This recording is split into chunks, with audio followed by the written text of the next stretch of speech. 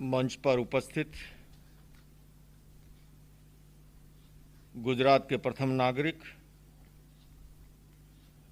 विद्वत्ता और विनम्रता की पराकाष्ठा, सादा जीवन और उच्च विचार के प्रतीक पुरुष, ऐसे हमारे माननीय राज्यपाल श्री ओपी कोहली जी, गुजरात गौ सेवा आयोग के चेयरमैन डॉक्टर वल्लभ भाई कथीरिया जी, आज के कार्यक्रम के स्वागताध्यक्ष गणपत चौधरी जी, अहिंसा विश्व भारती संस्था के फाउंडर मेंबर डॉक्टर रूप कुमार अग्रवाल जी, सामने उपस्थित एक एक व्यक्ति एक एक संस्थान की तरह, और सबसे बड़ी बात मेरे लिए खुशी की यह है, अगर मैं ये देखूं तो 10 लक्षण महापर्व चल रहे हैं दिगंबर परंपरा के, फिर भी हमारे सामने जो साधना के लिए कराने के लिए विशेष रूप से उपस्थित हुए हैं, ऐसे हमारे शुल्क जी यहाँ पर उपस्थित हैं। हमारी तेरापंथ परंपरा के शीर्षस्थ स्तंभ यहाँ पर उपस्थित हैं। हमारे डेरावासी परंपरा के एक से एक ऐसे विशिष्ट व्यक्तित्व उपस्थित हैं। हमारी स्थानकवासी परंपरा के विश्व मैत्री अपने आप में एक ऐसा विषय है। भगवान महावीर ने भी जितने बड़े आध्यात्मिक महापुरुष थे, अगर गहराई से उन्हें हम पढ़ें तो उतने ही बड़े वो मनोवैज्ञानिक भी थे और वैज्ञानिक भी थे। भगवान महावीर का समग्र जीवन दर्शन अगर आप गहराई से पढ़ेंगे, उन्होंने केवल सिद्धांतों की चर्चा ही नहीं की, उन्होंने अपने शरीर को प्रयोगशाला बनाया। स्टेज पर दो दो डॉक्टरों को इसलिए बिठाया है कि वो इस चीर फाड़ की भाषा को समझते हैं, और भगवान महावीर ने अपने शरीर को प्रयोगशाला बना करके, मैं आज सुबह ही उठने के साथ सोच रहा था, और जब जब महावीर के बारे में गहराई से सोचते हैं, एक नई रोशनी मिलती है, एक नई दृष्टि मिलती है। और उन्होंने मेडिटेशन को एक हथियार बनाया, और उस मेडिटेशन के कारण से उन्होंने क्षमा के उस शिखर को छुआ कि उन्होंने चंड कौशिक जैसे को भी जो है क्षमा प्रदान की। उस मेडिटेशन के माध्यम से सहिष्णुता की उस पराकाष्ठा पे पहुंचे कि उन्होंने संगम को भी जो है माफ किया। उस मेडिटेशन के कारण से उन्होंने अपने भीतर इतनी आंतरिक शक्तियों का जागरण और ऐसे सुरक्षा कवच का निर्माण किया कि कानों में कीले ठोके गए। आज की भाषा में जल्दी से समझ में नहीं आता है, किंतु जो भी मेडिटेशन की गहराई में जाता है, हमारी दो तरह की दुनिया है, एक इंद्रिय जगत की दुनिया, एक अतीन्द्रिय जगत की दुनिया। ये देहलक्षी वृत्ति, एक आत्मलक्षी वृत्ति। हालांकि केवल शरीर की चेतना पर जीने वालों को जल्दी से समझ में नहीं आता, किंतु जिसने अध्यात्म की अतल गहराइयों में जो पहुंचा है, और भगवान महावीर ने उसी के माध्यम से केवल ज्ञान प्राप्त करके उन्होंने जो अनेकांत का दर्शन दिया। बंधुओं और बहनों, मैं समझता हूं एक इतना सांप्रदायिक दर्शन, एक इतना विराट दर्शन, मैंने कहा कि एक विद्वत्ता और विनम्रता की पराकाष्ठा यहां पर मौजूद है। उनके सामने बहुत कुछ कहना संकोच की भी अनुभूति होती है, किंतु मैं यह अवश्य कहना चाहूंगा कि अनेकांत एक ऐसा दर्शन, मैं ये कह सकता हूं कि उन्होंने जो असांप्रदायिक दृष्टि, जैन आगमों में 15 प्रकार के सिद्धत्व का वर्णन आया, और तीर्थंकर महावीर कहते हैं तीर्थ सिद्ध, अतीर्थ सिद्ध, अन्य तीर्थ सिद्ध, स्वलिंग सिद्ध, गृहलिंग सिद्ध। मैं संक्षेप में यह कहना चाहता हूं कि महावीर ये कह गए कि सिद्धत्व का संबंध न देश से है न वेश से है। इस्लामाबाद में जन्म लेने वाला भी सिद्ध और बुद्ध और निर्वाण को प्राप्त कर सकता है, बशर्ते उसकी भावधारा पवित्र हो, निर्मल हो, कषाय मुक्ति हो। तीर्थंकर महावीर ये भी कहते हैं, भले ही समेत शिखर या पालितना में भी जन्म ले लो, अगर कषाय मुक्ति नहीं है, आसक्ति से मुक्ति नहीं है, भावधारा निर्मल और पवित्र अगर नहीं है। जैन कथा साहित्य के 2 प्रसंग है। कहा जाता है मरुदेवी माता हाथी के हौदे पर बैठे बैठे ग्रस्त वेश के अंदर सोने चांदी से लदी हुई थी और वो निर्वाण को प्राप्त हो जाती है। और बाहुबली तप तपा उन्होंने, किंतु जब तक भीतर में अहंकार का शल्य रहा और ब्राह्मी और सुंदरी जब आकर के प्रतिबोध देती है, वीरा मारा गच्छू उतरो, उनके मन में एक भाव रह गया कि भगवान ऋषभ के पास जो हैं, मेरे छोटे भाई पहले से दीक्षित हैं, मैं वहां जाऊंगा, मुझे प्रणाम करना पड़ेगा, वंदन करना पड़ेगा, मुझे क्या जरूरत है, मैं तो तप तपूं। उस अहंकार के शल्य के कारण से तब तक वो साध्य को प्राप्त नहीं कर पाए जब तक उससे मुक्त नहीं हुए, और जो ही वो मुक्त हुए अगले क्षण उन्होंने साध्य को प्राप्त कर लिया। बंधुओं और बहनों, जिसके पास अनेकांत जैसा दर्शन हो, जिस समाज के पास, जिस देश के पास, समस्या चाहे इजराइल फिलिस्तीन की हो, अनेकांत एक ऐसा दर्शन है, क्योंकि तीर्थंकर महावीर ने यह कहा कि हम अपने विचारों की तरह दूसरों के विचारों का सम्मान करना सीखें, हम अपने अस्तित्व की तरह दूसरों के अस्तित्व को स्वीकार करना सीखें। मनुष्य मशीन का प्रोडक्शन नहीं है। विचार भेद, रुचि भेद, चिंतन भेद, ये सब स्वाभाविक हैं, और लोकतंत्र में तो मतभेद को विकास का माध्यम माना गया है। किंतु मतभेद जब मनभेद का रूप धारण करते हैं, तब 2 परिवारों के बीच में, 2 समाजों के बीच में, 2 संस्थानों के बीच में, 2 देशों के बीच में समस्या उत्पन्न होती है। और जो ही, लेकिन जैसा अभी कथिरिया जी कह रहे थे, भाई गणपत जी कह रहे थे कि हिंसा और आतंकवाद किसी समस्या का समाधान नहीं है। युद्ध, हिंसा और आतंकवाद समाधान नहीं है। समाधान अगर कोई है, वार्ता के द्वारा, संवाद के द्वारा, पीस थ्रू डायलॉग के द्वारा। और अनेकांत में कितनी बड़ी ताकत है। इस मंच से बार बार बंबई में हुए वर्ल्ड पीस कॉन्क्लेव की चर्चा की गई। मैं महामहिम आपका ध्यान आकर्षित करना चाहूंगा उस मंच से। हालांकि उस कार्यक्रम में इतनी हाइप क्रिएट हो गई, पूरे विश्व का मीडिया वहां पर आया हुआ था। जिस मंच पर दलाई लामा हैं, बाबा रामदेव हैं, अकाल तख्त के हेड हैं, 8 बिशप हैं, डॉक्टर कल्बे मुस्लिम पर्सनल लॉ बोर्ड के हैं, हमारे पीयूष गोयल जी, डॉक्टर हर्षवर्धन, पुरुषोत्तम रूपा आदि आदि अनेक केंद्रीय मंत्री थे। चीन और भारत की चर्चाएं समाचार पत्रों में आ रही थी। उस समय दलाई लामा जब खड़े हुए और उन्होंने बोलना जब शुरू किया, लोगों को न जाने क्या क्या आशाएं और अपेक्षाएं थी, किंतु ये अनेकांत के दर्शन की और उस मंच की और वहां के आभा मंडल की। दलाई लामा ने कहा कि मैं चाहता हूं चाइना और भारत मिलकर के और बुद्धिज्म और जैनिज्म जो है वो आपस में जोड़ता है इन दोषों को। और हमने देखा कुछ दिनों से जो सुर्खियां बनी हुई थी अखबारों के अंदर, किस प्रकार से जो है दोनों ही देशों के बीच में एक संवाद का एक सेतु, एक जरिया पैदा हुआ, एक ब्रिज बना। यह है अनेकांत का दर्शन। महामहिम मैं आपसे निवेदन करना चाहता हूं, उस मंच पर मुस्लिम पर्सनल लॉ बोर्ड के डॉक्टर कल्बे सादिक उपस्थित हुए, जो कि आपके प्रति बड़ा सम्मान का भाव रखते हैं, बुजुर्ग शख्सियत हैं। लंदन से आधी रात को वो पहुंचे थे, सुबह के जब कार्यक्रम में आए और उन्होंने उस अनेकांत के मंच से, उस अहिंसा के मंच से, उस अहिंसा कॉन्क्लेव से जो बात की, उन्होंने कहा कि मैं मुस्लिम समाज से कहना चाहता हूं कि हम सब सुप्रीम कोर्ट का सम्मान करें, और अगर बाबरी मस्जिद और राम जन्मभूमि का जो मसला है कोर्ट के अंदर, अगर सुप्रीम कोर्ट का फैसला मुसलमानों के खिलाफ आता है, मुस्लिम समाज को बड़ी सुकून से, बड़ी शांति से, बड़ी अदब के साथ जो है उसको स्वीकार करना चाहिए। और ऐसा नहीं होना चाहिए कि जैसे पाकिस्तान में राष्ट्रपति के खिलाफ आया और वो सुप्रीम कोर्ट के ही जो है खिलाफ जो अभियान छेड़ दिया। लेकिन उससे बड़ी बात उन्होंने आगे जाकर के जो कही वो और अधिक महत्वपूर्ण थी। उन्होंने कहा कि अगर मुस्लिम समाज जो है केस जीत जाता है, उन्होंने हाथ जोड़ते हुए कहा, पूरी दुनिया का मीडिया देख रहा था, ब्रेकिंग न्यूज बनी, उन्होंने कहा कि सुप्रीम कोर्ट से अगर मुसलमान वो केस जीत भी जाए, मैं मुसलमान समाज से अपील करता हूं कि उस जमीन के टुकड़े को ले जाकर के हिंदुओं भाइयों को सौंप दे, आस्था का सम्मान करे। वार्ता के द्वारा, संवाद के द्वारा किस समस्या का समाधान नहीं हो सकता। मुझे 2 दिन के बाद डॉक्टर पुरुषोत्तम रूपाला जी का फोन आया, बोले लोकेश जी, डॉक्टर कल्बे ने तो वो बात कह दी, सारी सियासत खत्म करके रखी।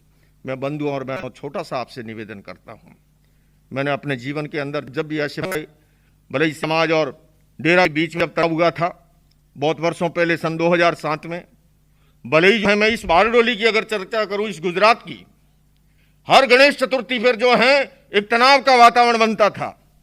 किंतु सन 1999 के बाद अनेकांत का एक प्रयोग हुआ और मैं याद हूं सन 2002 जब आचार्य महाप्रज्ञ जी अहिंसा यात्रा को लेकर के आए थे, डॉक्टर रूप कुमार अग्रवाल, ये हमारे सीपी चोपड़ा जी, सारे डॉक्टर हसमुख जी वगैरह सारे गए इस बात पे। इस प्रकार से हम जो है गोधरा के बाद की उस घटना को और अक्षरधाम के घटना की बात के अंतर देखें, कारण क्या था। विचार आचार दो मिलते नहीं है, किंतु विचारों के बीच में अगर संपर्क सेतु हो, बदलाव आता है। अनंत दर्शन ने के दिखाया। मैं समझता हूं विश्व मैत्री वर्ष वाणी के बाद में भगवान महावीर ने धर्म को अध्यात्म से जोड़ने की कोशिश, ये दूरी से कि उन्होंने ने उस संप्रदाय में बांट कर रख दिया। ये प्राण में कहना चारों ही परंपरा आएगी, काफी एक अपने आप पर्याप्त में नहीं आवश्यकता नहीं होनी चाहिए, लेकिन समय के समय के कभी का समाधान होगा। किंतु मैं इतना चाहता हूं कि महावीर का कितना व्यापक दर्शन था, उन्होंने धर्म से जोड़ा, उन्होंने ये व्यवस्था दी। हम ये पर्युषण महापर्व मनाते हैं, संवत्सरी मनाते हैं, उसके बाद में विश्व मैत्री दिवस है। मैं गणपत जी आपका भी ध्यान आकर्षित करना चाहूंगा, क्योंकि आप समाज के अग्रगण्य हर कुछ समस्याओं का समाधान आप मिलकर के कर सकते हैं। महावीर ने क्या विधान दिया वो मैं बताना चाहता हूं। महावीर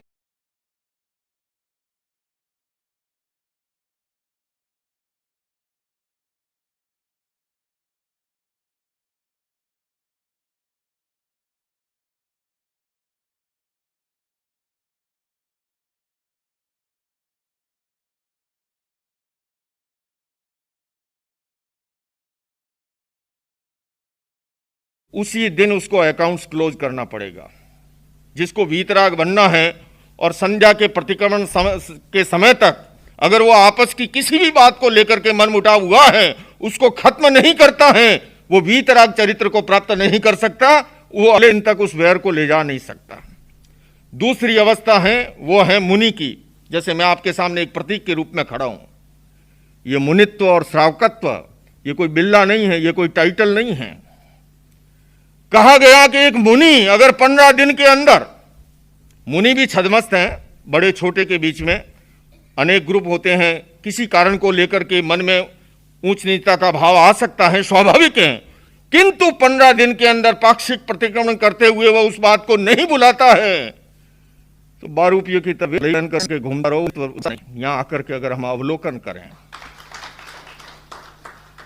तीसरी अवस्था है श्रावक की बंधुओं, और उसके लिए कहा गया चातुर्मास में जो आती है। बिल्ला कोई टाइटल लेवल नहीं है और ये बिल्ले पार भी नहीं पहुंचाते। एक पुराने जमाने में बैलगाड़ी लेकर के जा रहा था व्यक्ति, रास्ते में लघु शंका के लिए रुका, झाड़ियों में स्थान देख करके, और इतने में देखता है गाड़ी जो है बैल थोड़ा आगे चला गया खिसक करके, और इतने में उसने देखा कि झाड़ियों के बीच में से एक शेर आ रहा है। बंदूक पास में थी, देखा तो गाड़ी तो आज आगे जा चुकी है बैलगाड़ी, कोई नहीं, उसका लाइसेंस तो मेरे पास ही है ना। उसने लाइसेंस निकाला और शेर के सामने कहा, देख चीता मेरे पास AK-47 का लाइसेंस है। अब शेर लाइसेंस की भाषा क्या जाने, उसने हत्था मारा, लाइसेंस के समेत चट कर गया। बंधुओं और बहनों, ये बिल्ले पार नहीं पहुंचाते हैं। हम अपने आप में कुछ भी समझते रहें, अगर 4 महीने के बाद भी अगर श्रावक के बीच में, हमारे संगठनों के बीच में, बंबई के कार्यक्रम में बहुत सी अच्छी बातें हुई। मुझे एक मीटिंग के बाद में कहा कि देखिए आज बहुत वर्षों के बाद में हम एक साथ बैठे हैं, एक तरफ बीजेपी के कार्यकर्ता भी, एक तरफ कांग्रेस के भी है, एक तरफ जीतो के भी है, एक तरफ जियो के भी है, तेरापंथी भी है, स्थानकवासी भी है, मंदिर मार्गी भी है, दिगंबर भी है। मैंने कहा तीर्थंकर महावीर यही तो करते थे। कहा जाता है शेर और बकरी एक घाट पर जो है उनके वहां प्रवचन सुना करते थे। बंधुओं और बहनों, अगर चातुर्मासिक पक्षी 4 महीने चले गई, ये नहीं मिटता है, तो मैं ये कह सकता हूं श्रावक बनने का अधिकार रहता नहीं है, माने हम अपने आप में कुछ भी। और चौथा है संवत्सरी आकर के चली गई और फिर भी वैर नहीं मिटा, संप्रदाय की तलवारें खींची हुई रही, तो वहां श्रावकत्व के सामने, श्रावकत्व का मतलब है पहली सीढ़ी, पहला सोपान, वही नहीं बचता है। मैं अधिक लंबा समय नहीं लूंगा, केवल इतना ही कहना चाहूंगा, जिसके पास में इतना बड़ा दर्शन हो, मैं समझता हूं पारिवारिक समस्या का समाधान जो है वो फॉरगिवनेस से, क्षमा वाणी हम बोलते हैं। इसी विश्व मैत्री दिवस आज की भाषा है, मूल हमारी गुजराती भाषा में कहते हैं क्षमा वाणी, क्षमापना दिवस।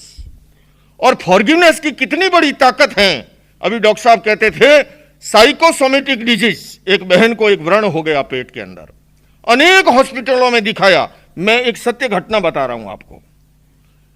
संपन्न समर्थ परिवार से थी, लाखों करोड़ों रुपए खर्च कर दिए, बीमारी ठीक नहीं हो रही है। एक साइकियाट्रिस्ट के ने पास गए, उसने बात करते करते करते करते करते करते वो तह में पहुंच गई, तह में पहुंच गया। और उसने बहन को बात करते करते जब तह में पहुंच गया, बहन ने सब कुछ स्वीकार कर लिया, जीवन में ऐसी कोई भूल हुई थी। साइकियाट्रिस्ट ने कहा कि आप अपने पति के सामने इसको एक्सेप्ट कर लीजिए। बहन ने कहा अगर मैंने ये बात रखी, हो सकता है मेरी गृहस्थी ही उजड़ जाए। मनोवैज्ञानिक था, बहन को तैयार किया, उसने उसके पति को तैयार किया। और मैं आपको बताना चाहता हूं इस सत्य घटना के बारे में, लाखों लाखों रुपए खर्च कर दे, दुनिया भर के डॉक्टरों को दिखा करके बड़े से बड़े हॉस्पिटलों में जो चीज ठीक नहीं हुई, और एक दिन बहन ने सांस किया उस साइकियाट्रिस्ट के मार्गदर्शन में, अपने पति के सामने अपनी बात कह डाली। और पति ने भी पति निकाल दी,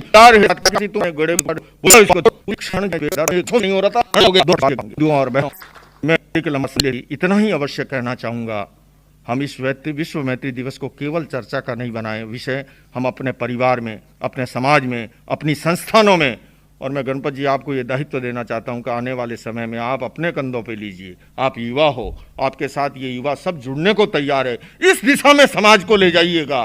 तो अगर अमेरिका के अंदर जूइश कम्युनिटी एक बहुत छोटी सी संख्या में है, लेकिन आप जानते हैं ओबामा या ट्रंप को क्या करना है ना। तो जैन समाज का निश्चित रूप से अनेक दिशाओं में योगदान है, किंतु एक यूनिटी के कारण से अमेरिका में मैं जाता हूं, वहां व्हाइट हाउस में भी और वहां यूनाइटेड नेशंस के अंदर भी जैन समाज की आवाज सुनाई देती है। ये तो अलग बात है कि यहाँ ओपी कोहली जी जैसे गवर्नर हैं, और उन्होंने आज से पूर्व भी अहिंसा विश्व भारती का कार्यक्रम, जब हमारे प्रमुख स्वामी जी का यहाँ सम्मान, और उस समय हमारे गवर्नर साहब ने कहा था कि जब चाहे जो हैं, बोले ये तो, लेकिन मैं ये कह सकता हूं वह वही व्यक्ति कह सकता है जो स्वयं अध्यात्म का शिखर पुरुष हो, और ऐसे शिखर पुरुष की उपस्थिति के अंदर ये विश्व मैत्री दिवस का कार्यक्रम हो रहा है। हॉल के अंदर भरी सीमित संख्या हो, राजभवन की अपनी एक सीमाएं होती हैं, किंतु मैं समझता हूं ये गौरवशाली क्षण है जैन समाज के लिए कि गुजरात के राजभवन में गुजरात के प्रथम नागरिक की उपस्थिति के अंदर, और इससे संदेश जो दुनिया में जाएगा, मैं आप और सबको यही कहूंगा, और हमारे तपस्वियों ने जो तप तपा है, हमारी भारतीय संस्कृति त्यागमयी, संयममयी, हमारे यहाँ पर जो है सम्राट दशरथ को नहीं या वनवासी राम को पूजा गया, यहाँ पर वासुदेव कृष्ण को नहीं योगीराज कृष्ण की पूजा की गई, या सम्राट नंदवर्धन को नहीं वनवासी जो हैं महावीर की पूजा हुई है।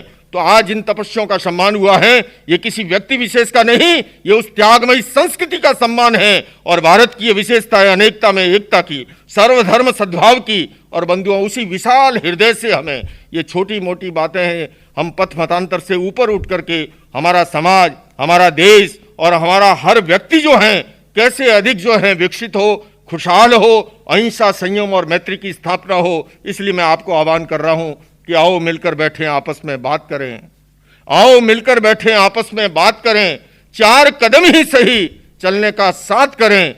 यूं तो दूरी से दूरी बढ़ती जाएगी, कभी तो खुद से खुद की मुलाकात करें। और अंत में उन तपस्वियों के प्रति 4 लाइनें कहते हुए, बात सरल बलिदान कठिन है, पतन सहज उत्थान कठिन है। बात सरल बलिदान कठिन है, पतन सहज उत्थान कठिन है। गाता है खंडर का हर पत्थर, ध्वंस सरल निर्माण कठिन है। सचमुच में जिन तपस्वियों ने तप तपा है, यही कहता हुआ कि इतिहास कांच के टुकड़ों का नहीं, उज्जवल हीरों का बनता है, और इतिहास घास के तिनकों का नहीं, फौलादी तीरों का बनता है। अरे समरांगण में हथियार डालने वालों, इतिहास कायरों का नहीं, ऐसे बलिदानी तपस्वी वीरों का बनता है। इन्हीं शब्दों के साथ पुणे में महामहिम राज्यपाल माननीय राज्यपाल ओपी कोहली जी के प्रति आदर और सम्मान का भाव प्रकट करते हुए मैं अनेक बार कहता हूं कि हम सन्यास वेश के अंदर सन्यासी हैं, ये गृहस्थ वेश के अंदर सन्यासी है। ये कहते हुए ये कोई अतिशयोक्ति नहीं है, ये सौभाग्य है गुजरात का कि उन्हें ऐसे गवर्नर मिले हैं। मुझे अभी गाड़ी में साथ थे, विनय भाई कह रहे थे, गवर्नर साहब को जब जब सुनते हैं, सुनने का मन करता है, वो टू द पॉइंट बोलते हैं, विषय पे बोलते हैं, कभी पार्टी पॉलिटिक्स की बात नहीं करते हैं। मन करता है उनको घंटों सुनते जाएं। और मैं इसलिए कहूंगा महामहिम राज्यपाल श्री, अब आप जितनी देर सुनाना चाहेंगे, ये सभी हैं पूरी तैयारी के साथ आए हुए हैं।